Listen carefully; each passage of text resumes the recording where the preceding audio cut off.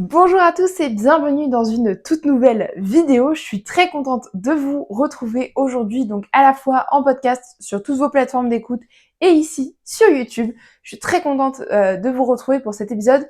Aujourd'hui, on va parler de l'étape du Tour, donc cette cyclo-sportive qui se déroule tous les ans en juillet.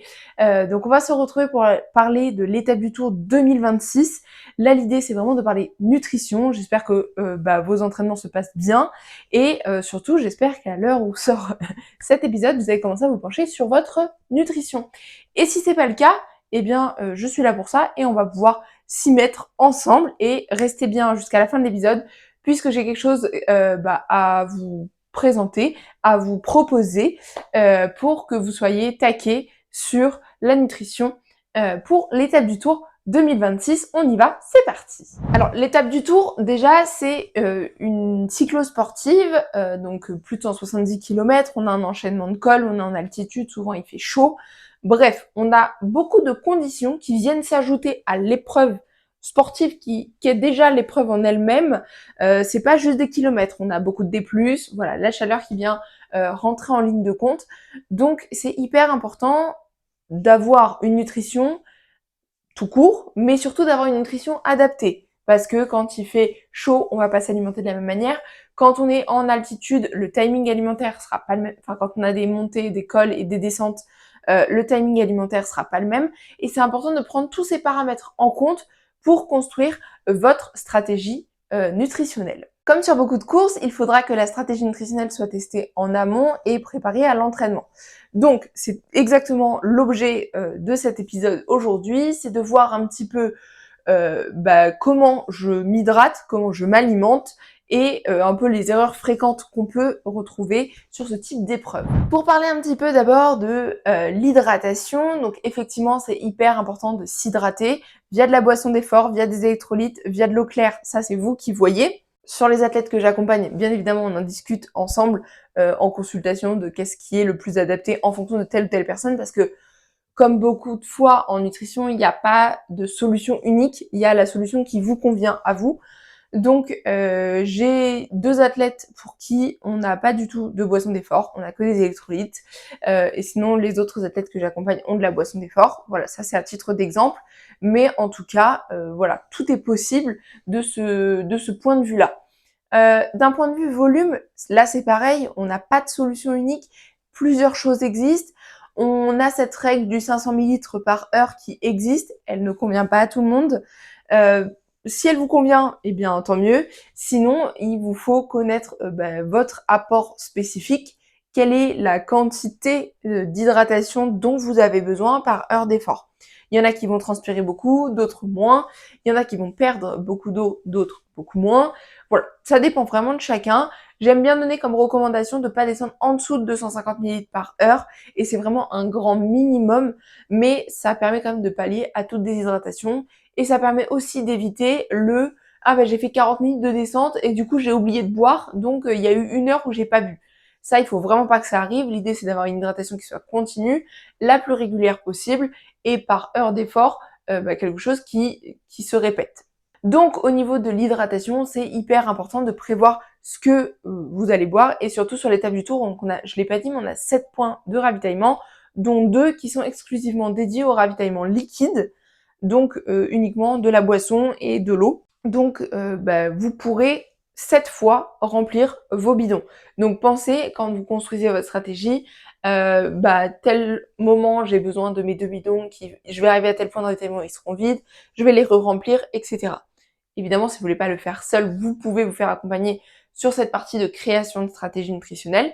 Mais si vous le faites seul, voilà, pensez bien à quel moment je vais remplir mes bidons, tel endroit, tel endroit. Tous les ravitaillements proposent de l'eau. Donc, si vous avez des monodoses, par exemple, de boissons d'effort, vous pourrez reconstituer votre boisson sur les 7 points de ravitaillement. Mais voilà, juste intégrez-le dans votre stratégie et pensez-y à tous ces points de ravitaillement.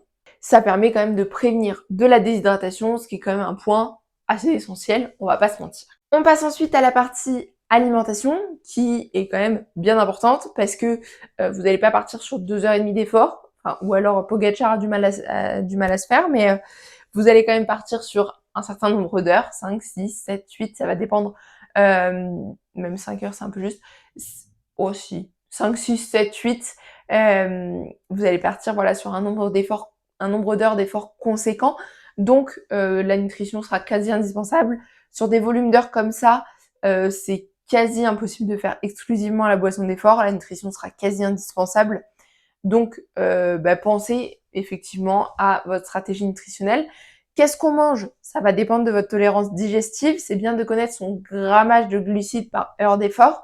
Donc ça, soit vous avez fait des tests à l'entraînement, soit vous êtes fait accompagner par un ou une diététicienne du sport et du coup, vous connaissez vos apports, soit vous vous connaissez parfaitement et vous savez exactement ce dont vous avez besoin. Mais en tout cas, c'est bien de savoir un petit peu par heure d'effort qu'est-ce que vous allez ingérer. Peut-être une compote la première heure, un gel la deuxième heure, puis 2 gels la troisième heure. Voilà, c'est bien de savoir un petit peu ce que vous allez apporter. Un point à savoir quand même sur le vélo par rapport à de la course à pied par exemple, parce que j'accompagne aussi sur course à pied ou triathlon. Un point à savoir, c'est que sur le vélo, la digestion est relativement facilitée par rapport à de la course à pied par exemple. Je m'explique, en course à pied on a beaucoup d'impact, la digestion est beaucoup plus difficile. Sur le vélo, on a quand même beaucoup moins d'impact. Là, la contrainte qu'on va avoir, c'est qu'on a des montées et des descentes. Il n'y a quasiment pas de plat. Donc, sur les montées, la mastication peut parfois être difficile. Et sur les descentes, c'est quasiment impossible de manger. Ou de la petite descente. Mais une descente de col, on va pas lâcher les mains du vélo et se dire, pump it up, je vais commencer à manger ma barre. Non. Donc, ça, c'est le timing alimentaire et on y revient juste après. Mais sur la partie choix nutritionnel, pensez vraiment à avoir des choses que vous avez l'habitude de consommer sur le vélo. Est-ce que vous êtes à l'aise de lever une main, deux mains pour ouvrir votre nutrition? Et il faudra aussi penser au stockage de la nutrition parce que il y a les poches dans le maillot, ok, mais ça va pas suffire. Va falloir avoir d'autres alternatives. Donc, est-ce que c'est une sacoche de cadre? Est-ce que c'est une sacoche de sel? Si oui, est-ce qu'elle tient? Est-ce qu'elle ne tombe pas? Est-ce qu'elle est bien fixée? Voilà, il faut penser un petit peu à tout ça. Ensuite, le timing alimentaire, on a dit qu'on y venait, c'est le moment, c'est l'instant. D'un point de vue timing alimentaire, cette course, elle pose quand même des problématiques, ce qui n'est pas grave, il faut juste les avoir en tête. Ces problématiques restent tout simplement le dénivelé. Et les points de ravito, il y en a 7, donc sur 170 km, c'est pas énorme non plus. Donc on pense bien à s'alimenter pendant les montées, s'hydrater pendant les montées, pas que quand on a faim ou pas que quand on a soif, faut s'hydrater et s'alimenter dès le début de la course. Donc moi je dis souvent, une fois que les 20 premières minutes de la course sont passées, une fois que le paquet s'est un peu étalé, c'est bon, on a pris nos marques, tout est bien comme il faut, on commence à s'alimenter. Si on commence à s'alimenter au bout d'une heure et demie, 2 heures, quand on commence à avoir faim, c'est trop tard. Et il fallait y penser avant, les gars. Donc vraiment, on pense à s'alimenter et s'hydrater suffisamment tôt. Et puis après, on a toute la stratégie pré-effort, post-effort. Tout ça, je vous laisse bien évidemment voir tous les contenus associés que j'ai déjà créés à ce sujet. Mais évidemment, la stratégie nutritionnelle post-effort post-effort et pré-effort aura son importance et je vous invite grandement à y penser. Tous ces sujets qu'on vient d'aborder dans cet épisode, je les aborde aussi dans un webinaire que j'anime le jeudi 4 juin à 19h30, donc c'est en ligne. Les places sont limitées, il y a seulement 50 places de disponibles, donc n'hésitez pas à réserver la vôtre si vous voulez en savoir plus et construire votre stratégie. Vraiment, on va y aller pas à pas, c'est complètement applicable. Vous sortez du webinaire avec une feuille de route, des tests nutritionnels s'il y en a à faire. Vraiment, vous allez apprendre plein de choses. J'ai donné des conseils très concrets et surtout applicables parce que l'idée, c'est pas de vous donner la théorie. On sera le jeudi 4 juin, l'épreuve étant mi-juillet. On a besoin que les choses aillent vite. Donc vraiment, je vous donne un maximum de clés dans ce webinaire pour que vous puissiez l'appliquer. On décrypte aussi les ravitaux proposés par l'organisation. On sait qu'il y a du sucré, qu'il y a du salé. Est-ce que je peux prendre la charcute, le fromage? Est-ce que c'est des bons apports? Les chips, est-ce que je peux les prendre, à quel moment, etc. Donc vraiment, on décrypte tout ça dans le webinaire le jeudi 4 juin à 19h30. Il y aura un replay pour les personnes inscrites et n'hésitez pas à réserver votre place directement sur le site internet. Je vous mets les liens dans les notes de l'épisode et dans la barre d'infos sur YouTube. Et sinon, vous retrouvez toutes les informations sur mon site internet mélanie-nutritionniste.fr. Sur la page d'accueil, vous retrouvez le webinaire avec la page pour s'inscrire. Donc n'hésitez pas, vraiment, si vous préparez l'étape du tour et que vous n'êtes pas encore complètement penché sur la nutrition, ce sera le moment de s'y mettre. Jeudi 4 juin, vous aurez toutes les infos pour votre stratégie nutritionnelle complète. Voilà, c'est tout pour cet épisode. J'espère sincèrement qu'il vous aura plu. J'ai été très heureuse de vous tourner cet épisode. Il y a aussi un article de blog qui est disponible sur mon site internet si vous voulez en savoir un petit peu plus. Et je vous rappelle le webinaire le jeudi 4 juin à 19h30. N'hésitez pas à réserver votre place. Les places sont limitées, donc pensez vraiment à réserver votre place dès maintenant. Et on se retrouve très vite pour un nouvel épisode. À la semaine prochaine!